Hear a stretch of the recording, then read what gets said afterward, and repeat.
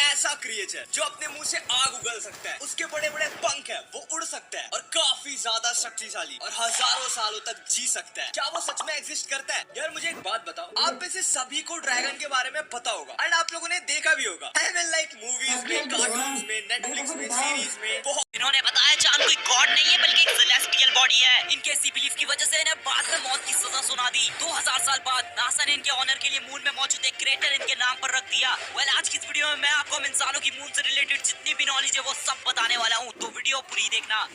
We choose to go to the moon in this decade and do the other things, not because they are easy, but because they are hard.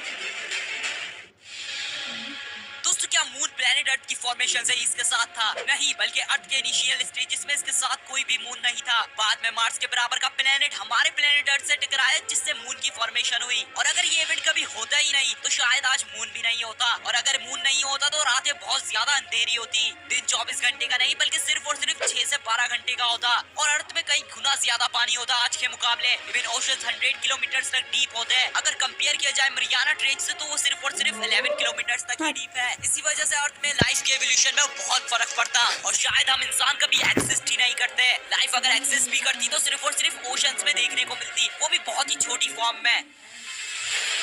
दोस्तों जहां अर्थ में 24 घंटे की day night cycle को experience करते हैं, वहीं moon में दिन 14 दिनों तक रहता है, जिसमें टेम्परेचर एक्सट्रीमली हाई 120 सेल्सियस तक जाता है। एंड देन 14 दिनों तक रात रहती है जिसमें टेम्परेचर एक्सट्रीमली कोल्ड -130 सेल्सियस तक जाता है। इसलिए इन हालात में प्लांट्स ग्रो करना बहुत बड़ा चैलेंज हो सकता है इंसानों के लिए।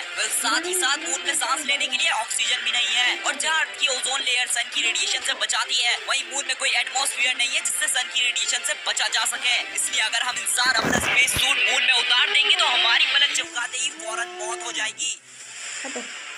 दोस्तों मून शुरू से इस तरह डेड और ड्राई नहीं था, बल्कि ये अपनी इनिशियल स्टेजेस में हैबिटेबल हुआ करता था और लाइफ सपोर्ट करने के काबिल भी हुआ करता था। और माना जाता है मून में उस वक्त एलियन लाइफ भी एग्जिस्ट करती थी। पहले ये बात है मून के लूनर पोल्स में मौजूद वाटर आइस से पता चली है, जिसे डिस्कवर करने में इंडिया के चंद्रयान 1 का बहुत ही क्रूशियल रोल रहा था।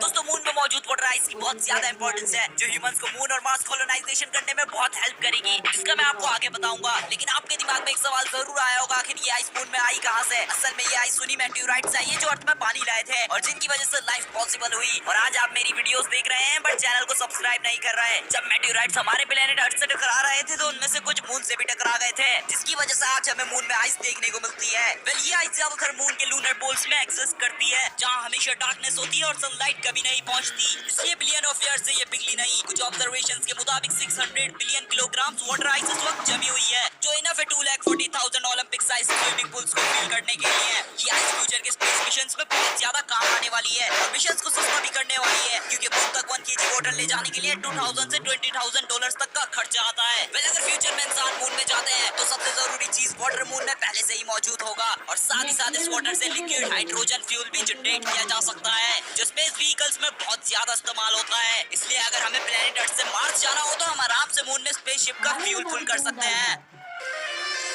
दोस्तों मून का हमारी अर्थ से डिस्टेंस 3,84,400 किलोमीटर है। इसके और अर्थ के बीच के फासले में हमारे सोलर सिस्टम के सातों प्लेनेट आराम से फिट हो सकते हैं। साथ ही साथ मून हमारी अर्थ से हर साल 3.78 सेंटीमीटर दूर भी होता जा रहा है, और बिलियन ऑफ ईयर्स बाद शायद मून अर्थ को छोड़ भी दे। पर ये सब होने से पहले ही सन 5 बिलियन ईयर्स बाद रेड जायंट में ट्रांसफॉर्म हो जाएगा और अपने आसपास के प्लेनेट्स को तबाह कर देगा, जिसमें अर्थ और इसका मून भी शामिल है।